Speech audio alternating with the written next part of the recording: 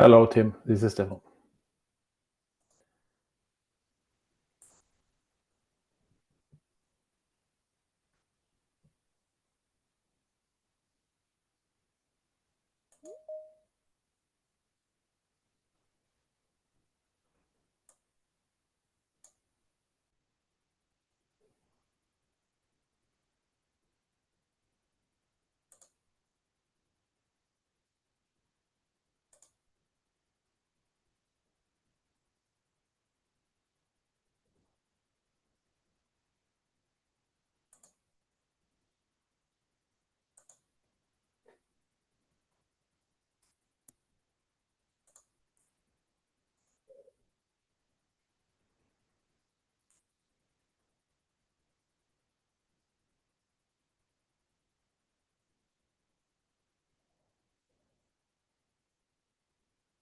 Hey guys, we're going to give everyone a couple minutes to come in. So starting probably another minute.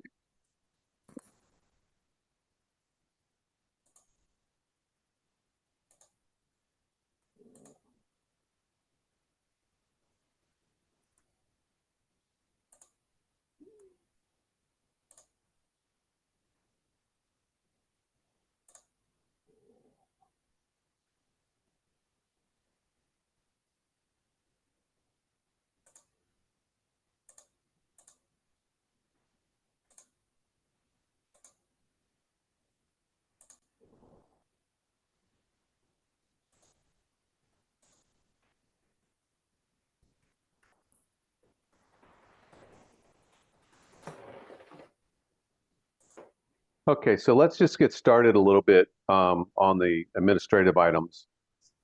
So for today, this is April 17th. This is the ORAN integration meeting that we have from network architecture team. The agenda that we have for today is to review some of the previous minutes. I want to give you guys some information about some future meetings that are currently on board. I'm going to be taking some PTO, so there's going to be some alternate hosts, and I'm still looking for a host for one of the meetings, and we'll do some cancellations because of some existing, conflicting meetings that we have in the industry.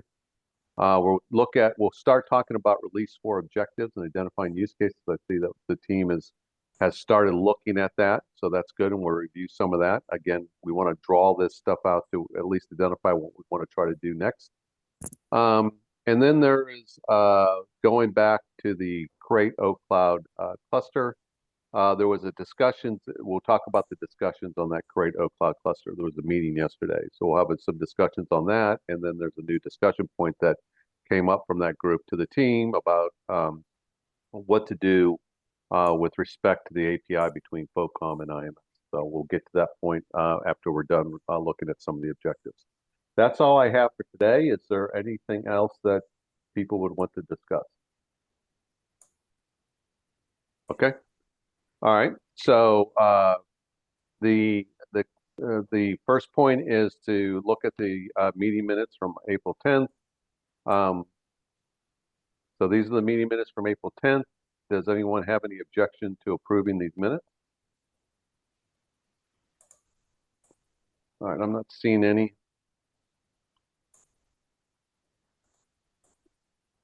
Okay. And then the other point that I have, now that I see that Stefan and Robbie are on, there's an outstanding action item, guys, about to reach out to Seishu. Have you done this to work out the API for the NBI or the FOCOM? Yeah, I notified him, or I got his WhatsApp number from Ravi, so I have notified him. And actually, I think that was like the beginning of last week or the week before even.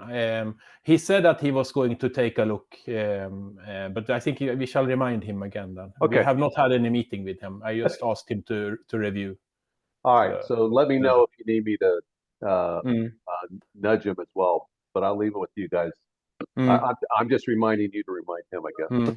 And then because we have had these ongoing discussions, it has been a bit in a flux, right? So I have not pushed him because of that. I thought we could have this a bit stable before I remind him. I get it. Okay. All right. So it was just a reminder. So sounds like you guys at least established the communication channel. So. Yeah. He said he was going to take a look at it. Yeah. Okay, so I'm going to pull this. Do you want me to pull this action item off? Yeah, I think you can do that. I mean, we will for sure. We will sync with him. So okay, all right, cool. He knows it. All right. The other point was I'm taking some time off in May. So there's some meetings that we have that I needed to get some alternate hosts for. First of all, the May 1st meeting, and I'll just make sure that people are there, because if we want to host it, we can still do it. I just need a host for it.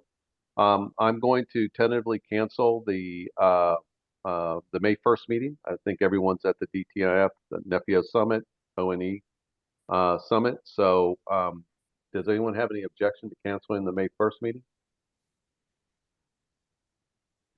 All right. Then SEGAR is going to host the May 8th and the May 22nd meeting, so we'll be back. I still need a host for the May 15th meeting. I had asked the person, I just haven't received a response back yet.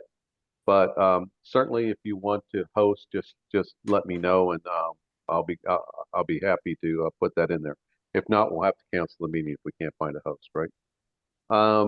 And then June 12th, there's an ORAN meeting on June 12th that I'm going to cancel because I have to attend that piece of it, and most of the people here attend, or not most of the people, but a good percentage of the people here attend the ORAN meeting. Now, does anyone have any objection to canceling the June 12th, or if so, would you like to host? Because you can still host the meeting if you want to hold it. Okay, so I think that's kind of the schedule that's going forward. So you can see we're going to have meetings, but probably the May 1st and the June 12th will end up being canceled, right? So you can probably plan around this. Okay, and I'm certain I'll find someone to do the May 15th meeting. Okay, so now we're on release 4 objectives and to identify the user stories. So we're going to spend the next 25 minutes doing that till about 10:30. And so this is, if you remember, I'll just show you where it's at again. It's in the ORAN folder. We're in the objectives and user stories. And we have these user stories that we've been maintaining that we had for release 3, right? That we said this is all the stuff that we wanted to do. We've identified those user stories around that. And now we're looking at what we want to do for release 4. And this was the bit that I was, these first 2 were my looking at what we were doing and just coming up with some ideas for you guys to spit at and kind of decide what you want to try to do. And then what I have is I've also had Ravi had started something that talked about, we started doing work on NF orchestration using the SMO, and now we've got some potential enhancements for R4. So I'm going to ask Ravi to, if you can, Ravi, would you be able to talk about this and possibly share what you want to do with this? Yeah, sure. Yeah, we can just remain at this slide, Tim. So this is again, following up from the last meeting. So where we said, one of the items could be, enhancements from the current set of use cases that we'll be delivering as part of R3. Because, all these use cases are kind of evolving, kind of independent of each other. And particularly with NF orchestration use case, I think the assumption is that you had discussion with Sagar yesterday. I couldn't sync up with Seshu. I'm not sure if he's on the call, but the use case, the workflow, the way it's presented right now is that we have the NFO controller and it's triggered by a CR that will include your cluster information, and that would kind of the controller will generate some package variant set or package variant that will basically it'll use the package, the OAI, one of the network function, OAI's network function package from the upstream, and create a clone and so on, right? Then it goes along how we do things for how we have done it for in R2 and so on. So there's no real interaction between NFO and the other components, right? And so in this sense, I think this ties up to what you also had in slide 4 and probably where you said we don't have an inventory and we don't so all the information is assumed to be in the CR. So there's no NFO is not really validating the cluster information in any way. So it was basically to tie up these use cases to say that, okay, if we have FOCOM, we'll have an inventory of inventory information. We'll have some cluster information in that inventory. And when you trigger the CR at the NFO, and the NFO receives a CR or it watches for a CR, it can validate the cluster information or get more information in real time from FOCOM, or if FOCOM can also go to the IMS to get some information and so on. So, and then basically then execute the use case. So it was basically saying that, okay, we'll have the OCloud cluster, OCloud register use case and OCloud create cluster use case registered. You'll have the information in FOCOM, and then you do this, and then you can have the interaction between FOCOM, NFO, and the FOCOM to kind of use the cluster information to provision the network function. So it was primarily coming from that. Nothing concrete here, but as I said, it's more a placeholder to have this further discussion. And we still have to see, depending on how the other components are evolving, to come up with a final kind of a sequence flow diagram and so on. Okay, thanks. So are there any comments or questions on this? Does this make sense to do for release 4?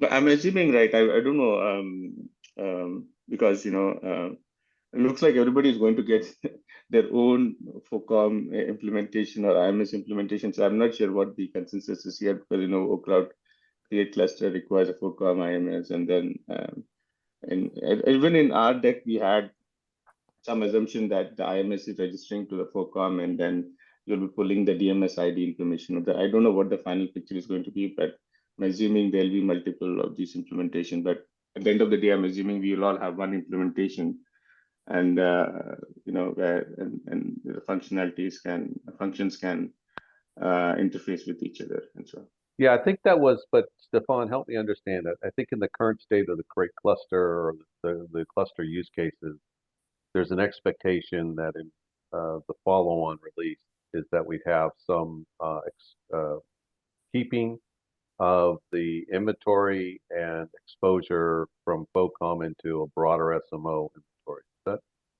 accurate?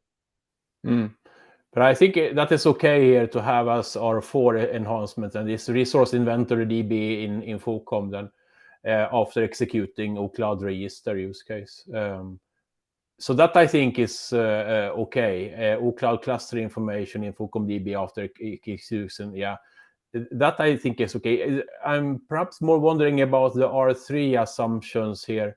We say there is no assumption on prior execution of OCloud registration or a create cluster use. Is this, particularly for this NF orchestration use case, you have no assumption on those? Yeah, they don't do any edit.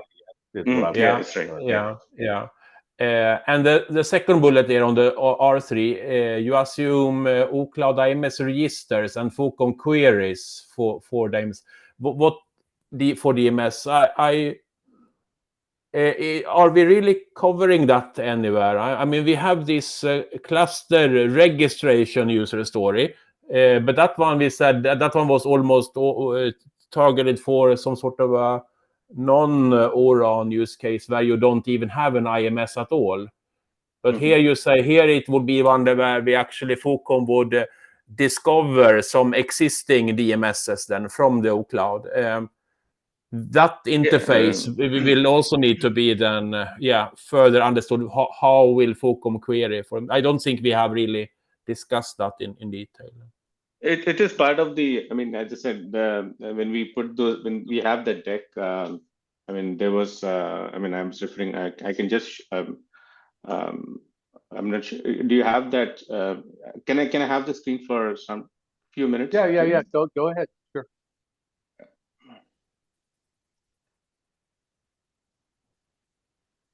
Let me just open. Yeah. Okay.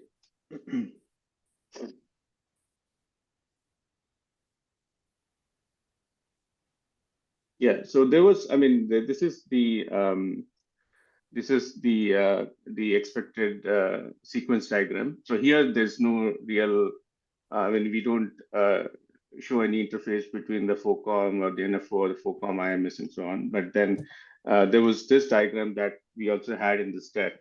That I think there's some functionality of this is evolving in OSC, and but it was, of course, there's no inventory database and so on in FOCOM. There is some information that is in OCloud. So there is some APIs that are being developed by which you could register an IMS endpoint to a FOCOM, and then you can query some inventory information, and as part of it, you can get the DMS ID information, and so on. So, this is where I also wanted to understand from Trishu's point of view how much of this will be actually shown as part of the use case. But then it was actually referring to this sequence flow that we have in the slide. I think Sagar, are you there? So you could probably you have probably more insight into this. Yeah, I'm here. Yeah, please tell me. Yeah, no, are these APIs also getting kind of implemented as part of this use case too? But I know this stays independent. You should be by ORAN standard, right? You're going to have to that O2 IMS interface. The SMO has the capability to obtain the DMS endpoints and information about the DMSs, right, for a particular site, geographic location, the whole bit, from the IMS, right, to certainly get the endpoint through that. So there's a set of attributes that you can get, and it was supposed to be done through the IMS. So I think what Stefan is asking is, I don't know if he kept what he was thinking about how that's going to happen, right? But there should be a get on the OCloud to allow it to get the DMS that you can deploy to. Exactly. Yeah. But what I'm trying to say is that the use case itself, the way it's getting implemented right now, we are assuming that information is there in the CR. So there's no validation from NFO to a FOCOM to kind of to ascertain that the cluster's state and so on, or probably get more information. So this is like, in a sense, in a standalone mode. So then we could even tie that into a release 4 then, right? We could that is the hope. That's why I was coming out with that slide to say, okay, we will have if we have this also a part of R3, then you could tie up this one with what you have in this diagram that is going to be realized in R4. Sorry, yeah, to the slide 9 with slide 5 kind of thing. So what do you think, Stefan? Do you think that's something that we'll do in the initial, or tie in the DMS information that's in the OCloud in a future? So we need to decide on this. I think it's mainly the API 3 here, SMO queries. How do we want to handle existing clusters that has not been created through, through FOCOM and IMS together somehow? And what do we assume about them? What do we assume should be there already? Because now when we talk about the cluster creation user story, there we know then talk about this O2IMS the provisioning API and this cluster claim approach, and also then how we shall expose the result of that creation. And we have some proposals on that, what we shall expose there. But then we also have this user story, as I said, and about like just registering a cluster in FOCOM where we don't have an IMS. Then we would not have API 3 that you can query. But this API 3 here, it feels like that is a bit of a middle case then. You have existing clusters that has not been created as a triggering from FOCOM. So FOCOM needs to query for like new or previously unknown clusters from FOCOM perspective then. So do we want to cover all these 3 scenarios now then in our solution? Yeah, so if you think about it in release 3, because we're building on release 3, right? So in release 3, if I understand it, or what we're currently thinking about in the use cases, is that you're able to register a cluster, that's already there, that hasn't been created by FOCOM as a cluster claim. Yeah. Right? And then we also have the cluster claim where FOCOM has requested it. Yeah. Both of those scenarios still needs a deployment management service, right? So you can deploy workloads on it. If you can't deploy workload on a cluster, then it's kind of a useless cluster, right?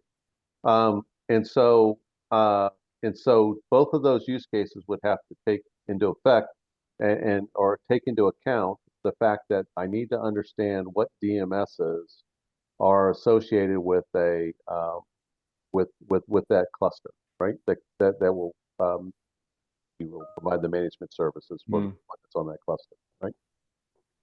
Yeah. So then we should consider API 3 to potentially reuse what we have suggested. I suggested this deployment manager CR as a part of like a pre-auto IMS interface. Right. That basically represents the DMS then. So API 3 here, also in this use case, should also actually also query for that same CR then, I think. Yes, right. Yes, that's right. Yeah, or you could have that if you're basically if you're going through the whole kind of the cluster template way of provisioning, and so there's going to be a FOCOM, then API 3 would be kind of within the I mean, you probably already have that information, right? So we're probably getting it as a feedback on the state of it or something. I think this is fine. I mean, you have one case, you register an OCloud and an IMS into FOCOM, and then in that case, you might have already some existing clusters there in that OCloud IMS. Those should then be exposed via the O2 IMS API, so we can discover them as DMSs then. That is API 3 here.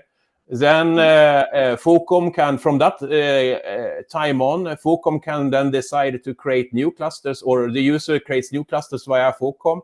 They will then be created, and also those DMSs will then be discovered. And then we have the completely decoupled use case then, where you do not have any OCloud IMS. It's only I don't know if it is a FOCOM really, but basically that I would say that it's just some sort of only a FOCOM side where you need to register that cluster and purely into FOCOM, just making the FOCOM NFO aware of it so that you can deploy workloads. That is the user story that we have so far. But Stefan, for the next release, right? Then what we're talking about, we don't have a DMS CR for the current release, right? When you say current, you mean Northern R3 or R4? Yeah, what we expect for R3. We won't have a DMS CR, right?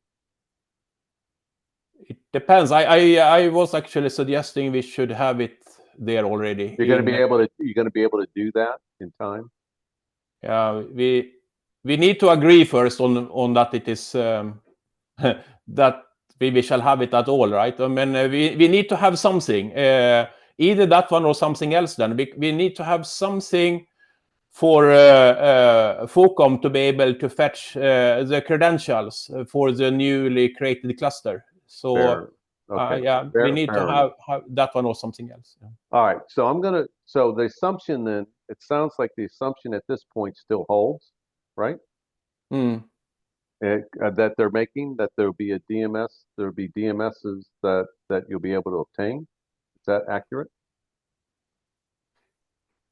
In release 3. I'm just trying to figure out what the differences are. And I see Alex got his hand raised. Do you have a comment on this point, Alex?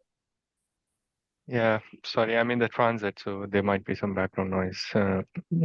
But yeah, I mean, I agree with Stefan's point, right? The 3 scenarios which he talked about, but none of those actually talks about, or we don't really as such need the API, right? Which SMO can query to the OCloud and asking for the DMS endpoint, the DMS ID, right? So we could either registering the cluster, right, which has already been created in the OCloud, and for that we have a different separate workflows how we register OCloud cluster, right? And then in the other 2 scenarios, when the SMO is requesting an OCloud node cluster creation, then the response will be with the DMS endpoint, right? So I don't see a real use case, right, where we actually need an API where SMO is querying for the DMS endpoint. Well, It has to be. you already always there, right? provide It's already there anything. in today. It's already there. Yeah, it's already deployed. there. It's already there in the ORAN Yeah, spec. it's a Yeah, deployment manager. If you query the deployment, sorry, I answered, I jumped the line. Yeah, if you query the today's ORAN API, which is in stage 3 for inventory, there is a section of give me all the deployment managers and give me a detail of each deployment manager.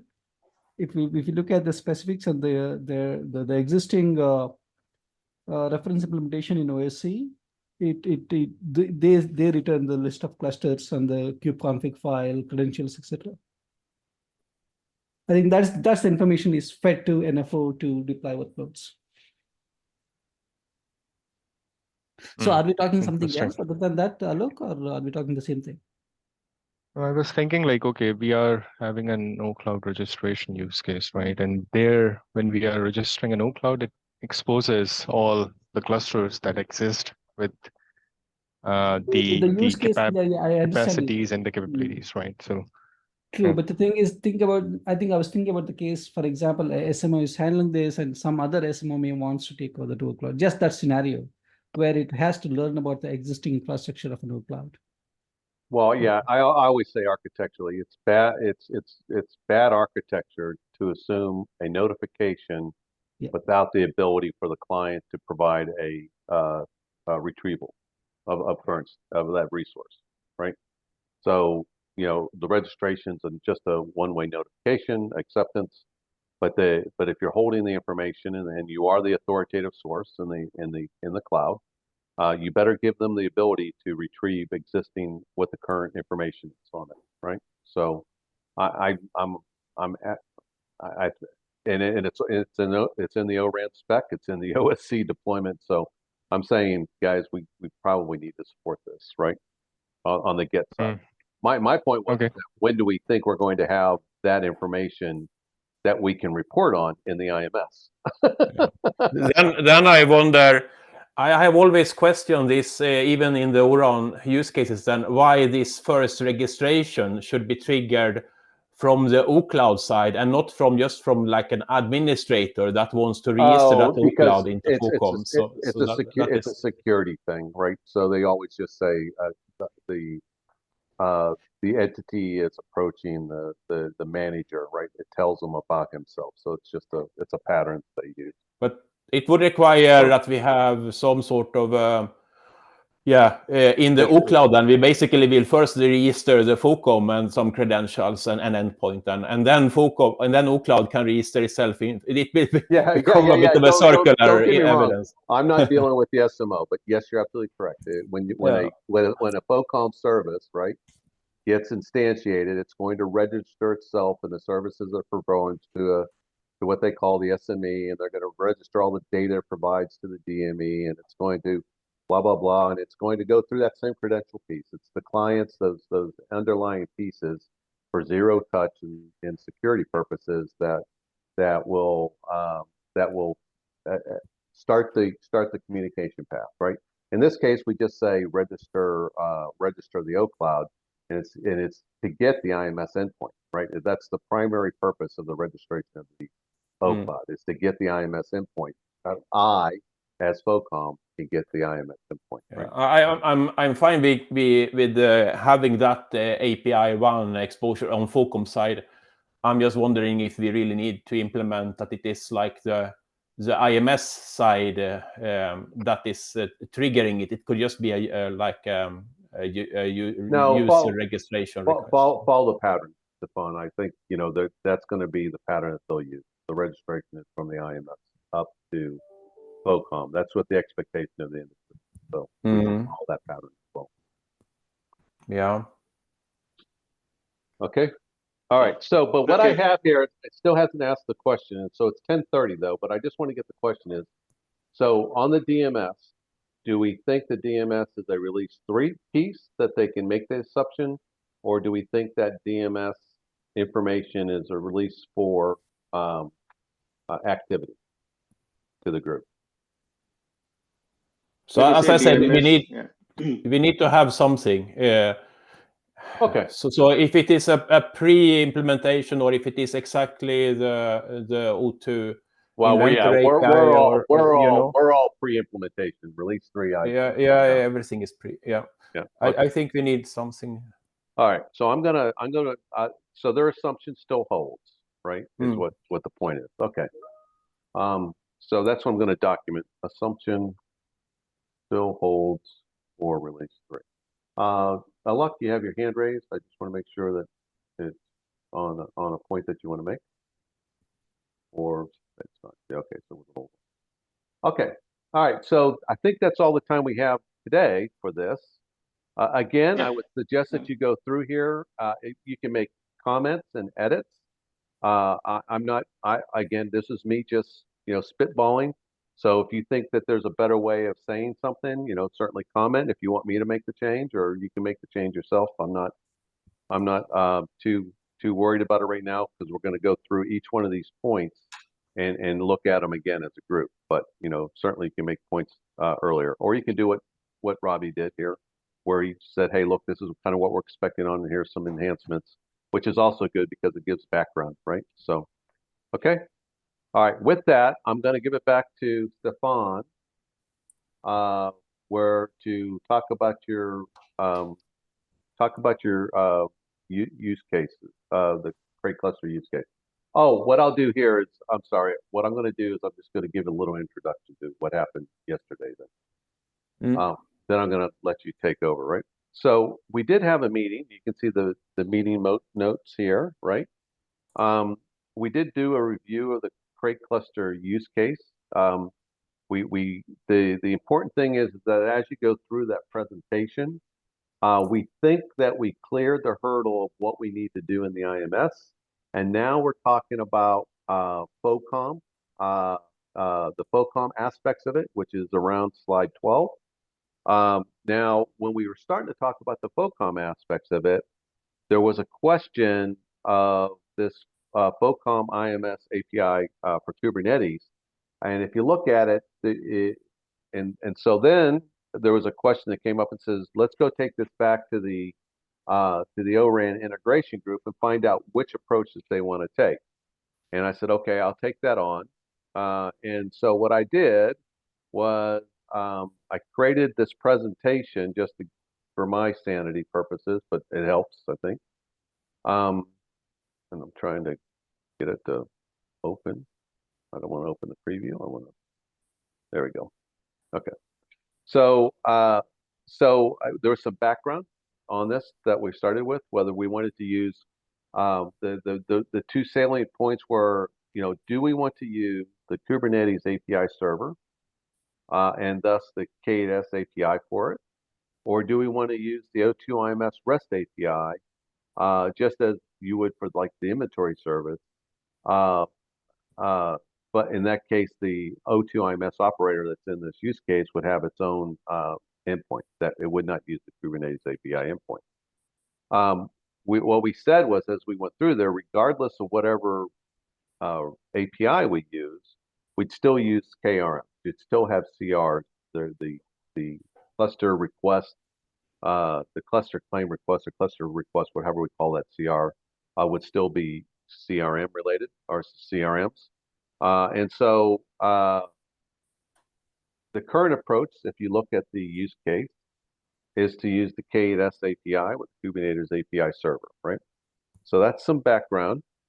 Then I also provided the technical report, right? That was there, and you can have a link to the technical report if you want to see it. That kind of goes through the same proposal that use different CRs, stuff like that, but use that same type of proposal that that was in the current use case. By the way, it's in section 4.5, and what you can see here is this recommendation that came out of it was, is to use the data model, the format of a CRD, which is what we've had, right, with the following use cases, which is, guess what, our type of use cases that we have. We don't have an update cloud node yet. And then to avoid having the two different interfaces, we just use in ORAN, they have an information model that can be used for the various solutions. That's whether it's a RESTful API or CRD, but they would align on the information model. And so there was, they actually provided some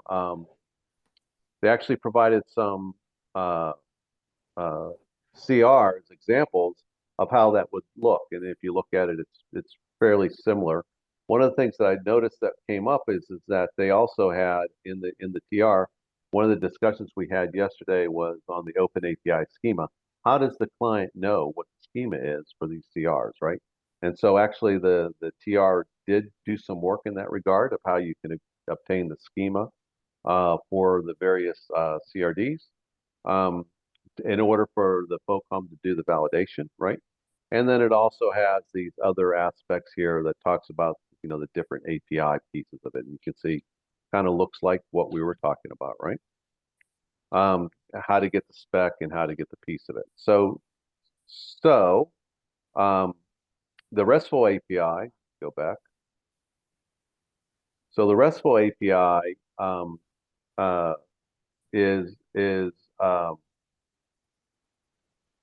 there was a couple implications as we were talking about it. So if you look at the K8s API server using the Kubernetes API server, right? You have to have the full-blown API server for every implementation. For an open, whether you use Kubernetes or not, you're going to need that API server implementation. So concerns were for existing deployments that are not using Kubernetes, like OpenStack, right? It'd be kind of like if we ever had just an OpenStack, what are you going to do? What if you don't need the API server? And then regardless, the IMS has to support, if you look at these other provisions, even in the TR, for the other services like inventory and fault and performance monitoring, even the TR said, hey, no, we're only using the Kubernetes API server for provisioning purposes of specific use cases and resources. All the rest of it would use this RESTful API server, right? So that's kind of the background and kind of where we're at and what the current context is. The question to the group is, and the question that Stefan needs to kind of know is, which APIs should we use? Should we use the Kubernetes API, the API server, or should we use the O2 RESTful API for this? And if I got any of that wrong, please let me know, Stefan. I think I got that. We need to decide on this, and I was not really aware of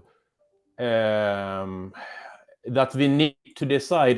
When I read through this, the ORAN technical report that you also referred to, I got the impression that we could have something that is like somehow combined or so, then, or it's just like you can have, or rather, it's like the server side that can choose, but it wouldn't really change on the client side, and that is perhaps what I have misunderstood. I thought that FOCOM wouldn't really need to bother about whether the client side decided to implement this using the Kubernetes API server or like a simplified plain REST API, because it's mainly the API URIs would more or less look the same then, and then the payload is the CRD. So I thought it was would be the same. but there's a whole set of procedures that go along with it, right? So that's what, as Wim noted yesterday, is that you got an endpoint that points to the Kubernetes API server, no doubt about that. But now you're following the procedures of the Kubernetes API server, right? If you have the RESTful server, if you look at the O2IMS spec, if you point to the O2IMS spec, it follows a separate set of procedures and behavior that you would expect through that API server, right? Through the O2IMS RESTful server, right? Yeah, I have not really seen how those looks like actually. So I it's a bit of a ignorance from my point of view. That I really don't see how those Kubernetes because it's still REST APIs, right? You send a REST call to the Kubernetes API server. So what is from the client side? What is really Well, it looks like, so they pulled all that stuff from Etsy. So you could say that, right? But that's not true. If you look at the procedures of the O2IMS spec, right, they point to the actual Etsy NFV specification for a lot of the procedures, right? One of the sole specs, right? And so my point is that if you're familiar with Etsy NFV, how they do the RESTful interface, that's what you're going to get. And that's not just this. That's just not a plain Jane vanilla RESTful interface, right? It has some. They have their own. They have their own procedures for, notifications, URI structures, stuff like that. I mean, I know that. Yeah. Yes. So that's all I'm just saying. That we kind of have to decide. One, no matter what we do, when we get into inventory and PM and FM, we're going to have to eventually end up doing the IMS, the RESTful piece of it, right?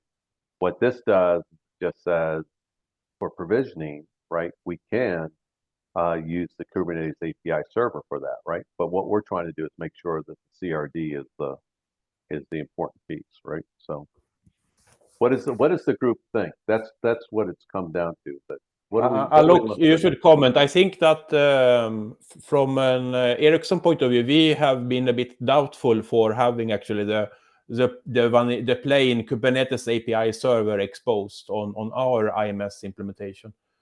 So it's more of what should we prepare for?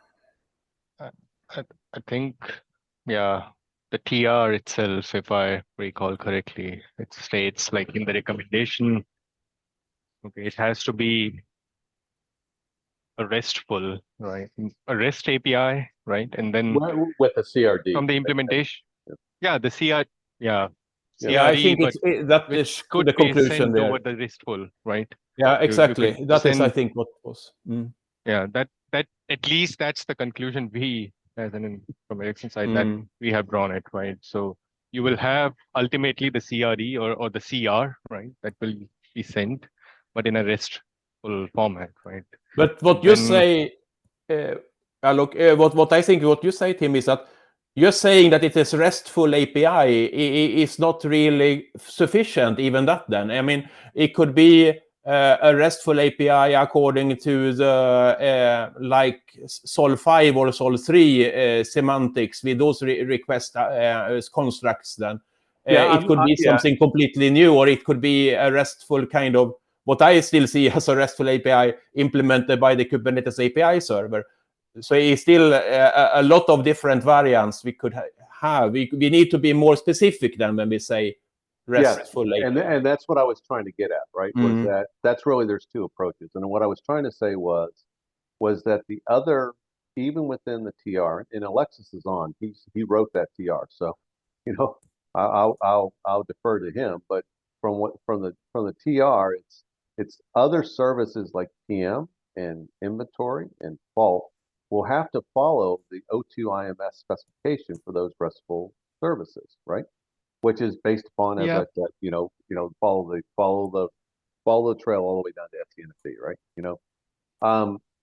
Now, so we're going to have to do that anyway, right? So, but the question is, for provisioning, if you read the way I read the PR, the implication was that they wanted to use Kubernetes API server. And Alexis, you're on. What is that? Is that an accurate reading of this recommendation?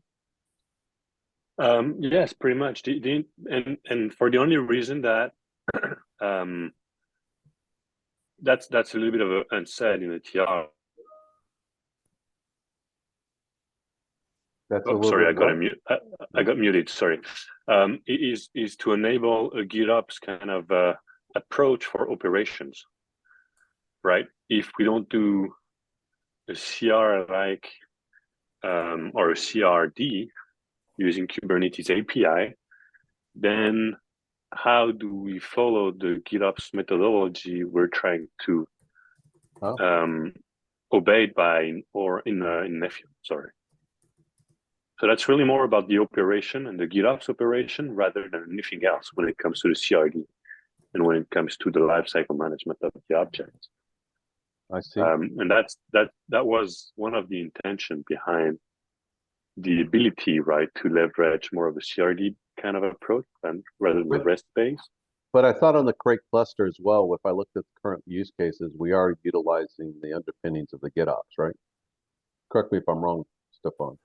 Yeah, I want to comment your comment there, Alexis. I didn't see a contrast between, you say, a CRD-based interface or a RESTful-based interface. The CRD is still the payload. I think now we are more talking about how will the actual REST request look like that is carrying the payload. And is that one then driven via the Kubernetes API server or some other REST implementation?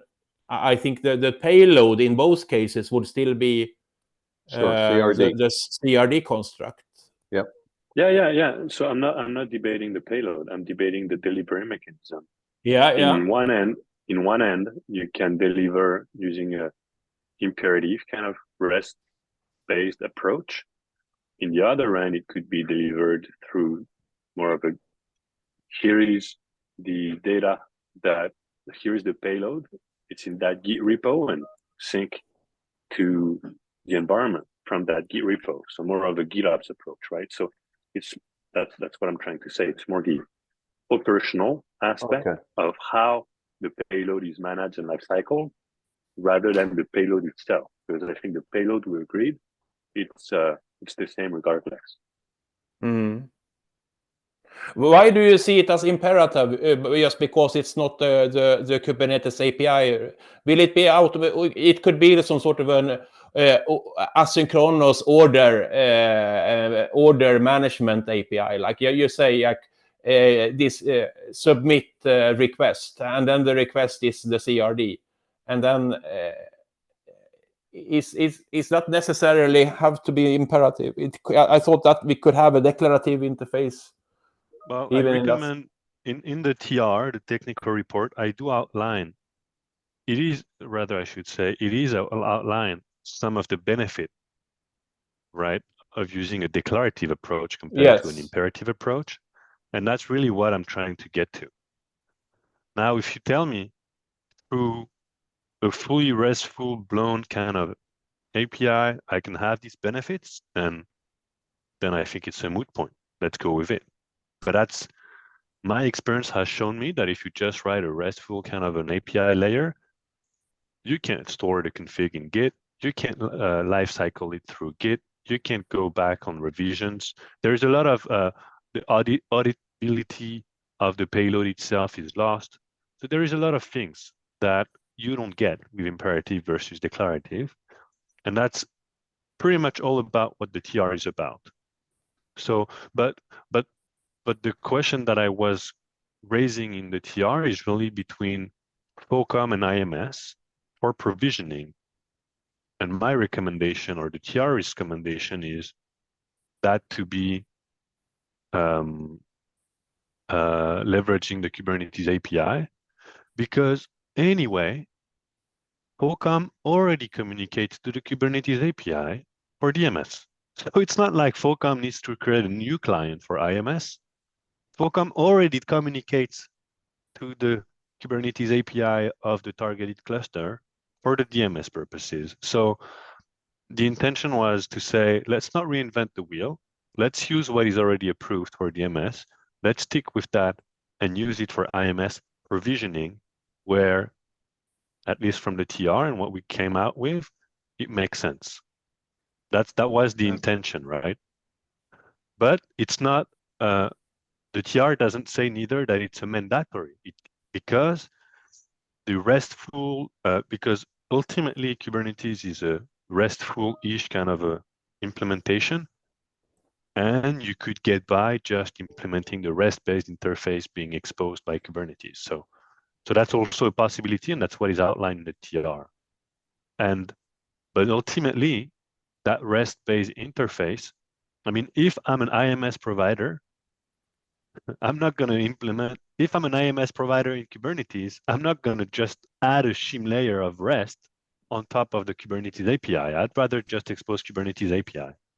So everything is possible. I think in Nefio, my personal opinion, and I'm sorry I missed the call, but my personal opinion is we are claiming to be Kubernetes focused. So I would look for Nefio to steer the industry towards more Kubernetes kind of implementation, but I wouldn't be against a REST base if this is what the community wants. But at least that's my well, my it's opinion. REST-based. It's REST-based with the CRD, right? Yeah, And the but then it's CRD just a layer on top of the Kubernetes API in a Nefio context, because anyway, Nefio will use the Kubernetes API under the hood. Fair enough. Fair enough. Okay. So it's just an added layer of software that all of a sudden I need to maintain, I need to lifecycle, I need to have pipelines, and another layer of software that doesn't provide, as I see it, any value, but it could provide some value to some other kind of implementation. I think the thinking was that, it could provide some value for an IMS that actually is not using Kubernetes under the hood. Like you have an IMS that is, okay, it can still accept this CRD for the cluster request, but it's not Agreed. necessarily having a Kubernetes API server beneath. So in that case, it could just directly and just use that REST layer interface then. While in Nefio, as you say, then we would have that two layer. Then we have some sort of a REST frontend and then the API server beneath. You're absolutely right. In the case of a non-Kubernetes kind of IMS, then you need that REST layer. So you're and that's why the TR is outlining the fact that you can still get by from a FOCOM client standpoint to the IMS, be agnostic to whether it's REST or Kubernetes API. Yeah. Because of the dual structure and requirements. Yeah. I mean, we have this, we could take decisions. We could say we have a phase of this. We do things in phases. I think it would be good at some point in time to at least showcase this in our Nefio implementation, that we are preparing for this. We consider that there could be other IMSs that are not Kubernetes based. They will not have the Kubernetes API server there out of the box. So it could make sense to have a higher level REST API. But hang on, Stefan. So, but that would be from the SMO perspective for non-Nefio enabled clouds. So that's the point that I think Alexis was trying to make, was that in Nefio is Kubernetes. It's not. We're not changing that anytime soon, right? So if we want to have that showcase, the showcase is fine, but it would be an OSC FOCOM showcase that would show these other non-clusters, right? No, but to me, I think exactly.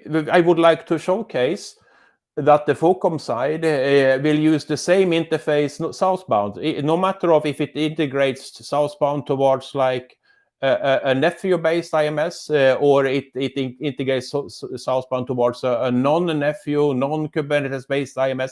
The O2IMS interface and even the API, it should be the same. FOCOM should not have two flavors of O2IMS southbound.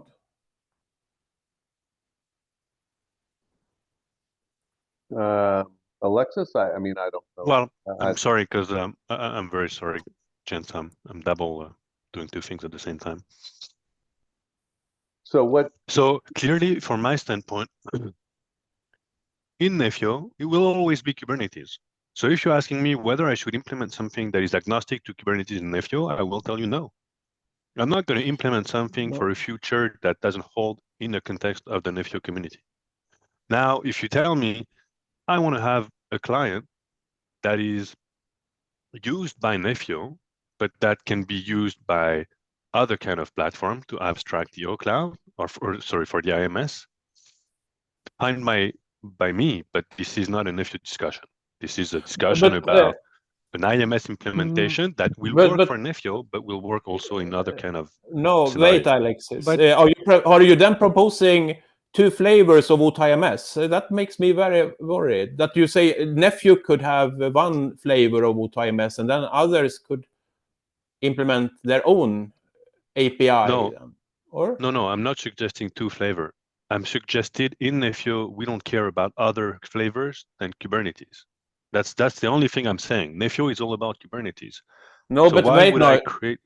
We say we are not only in Nefio now. We are in the ORAN world, right? We need to align to the ORAN standard and the OTIMS specification.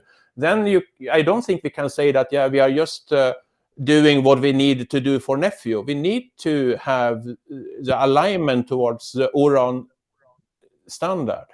Yeah, but what they're going to do, Stefan, is I think the way that this was approached, or what the approach would have been in ORAN, you would have a solution set that utilizes the K8s CRDs and the K8s API server, and you would also have a solution set that would be, just what they're showing right now in the O2 IMS spec, right? For various functions. So you would actually have two solution sets, which is not uncommon, right? They have two solution sets now for the DMS. They have the ETSI-NFV, they have the K8s profile, right?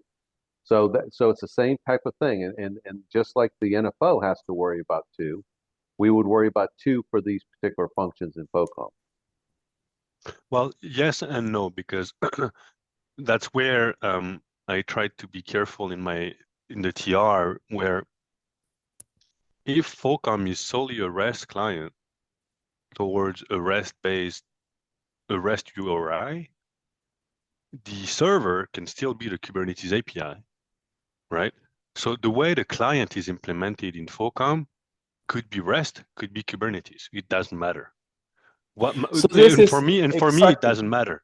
What matters to me is that I'll just finish my thoughts. What matters to me is that the IMS only have one server, which is the Kubernetes API. FOCOM can have just one client that is a REST-based client that interacts with the Kubernetes API using REST. That's absolutely possible. And it will interact with another IMS kind of implementation. Well, no, it will always interact the same way. It doesn't matter. So that's possible, right? And that's the reason why I explained in the TR, the various URI structure, how to get the Open API schema out of a CRD. Now, Kubernetes is not plain REST. There is a little bit of a subtlety, and that's not shown in the TR. And that's where things could deviate slightly. But I haven't done the study. But that's, and so I'll pause here. The client can be anything as long as the server, which is client being FOCOM, server being IMS, as long as the server is Kubernetes API, client can be whatever. I think it's fine. Okay, and this is actually the way I thought it was. That is the way I interpreted it. Exactly what you say now, Alexis. But in the discussion we had yesterday, and now Wim is not here, but then Wim very strongly objected to that assumption. I thought it was basically just like you can register in the FOCOM then which API URI path you have there. And then that is like a REST command that FOCOM either would send them to an API, Kubernetes API server endpoint, or to some other REST API endpoint. But from the FOCOM side, as long as it's known which API endpoint it shall use, it will be able to use that API endpoint and then just include the CRD-based payload inside of that one. Yeah, it's an HTTP post towards the proper URI with the payload. The only thing is you lose all the benefits that comes with the Kubernetes client, but that's on you. I mean, that's on FOCOM to decide, right? Yeah, exactly. So, but we said yesterday that like we that would not work, and I don't know this well enough, because I thought it should work the way you describe it now, Alexis. That we can still, from a FOCOM side, just treat the RESTful Kubernetes API just like a plain REST API, not with all the additional features of the Kubernetes API. Okay, so we could do this, guys. Maybe this is my proposal, and see if anyone here objects to it, because I've got about no more minutes left. So real quick, and I want people to think about this, and maybe for the next Tuesday meeting we can finish this up quickly. We could, for release 3, do just what we're talking about today: Kubernetes API server, right? Just what it looks like today.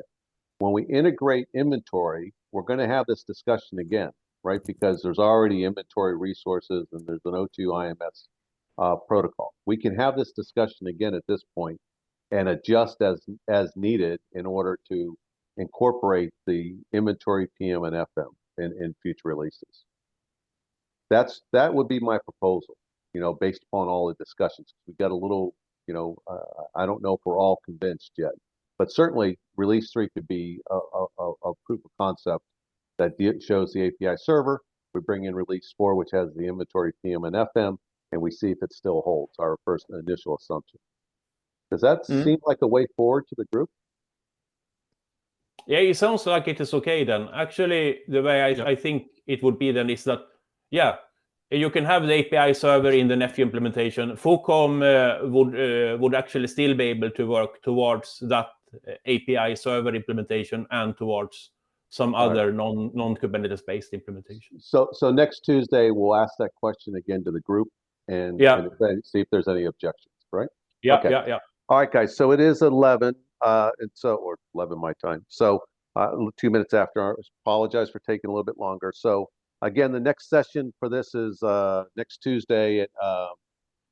Next Tuesday, there's a calendar entry out. So, and we'll see you in a week for the ORAN integration. Talk to you later. Bye. Thank you. Thank you. Bye.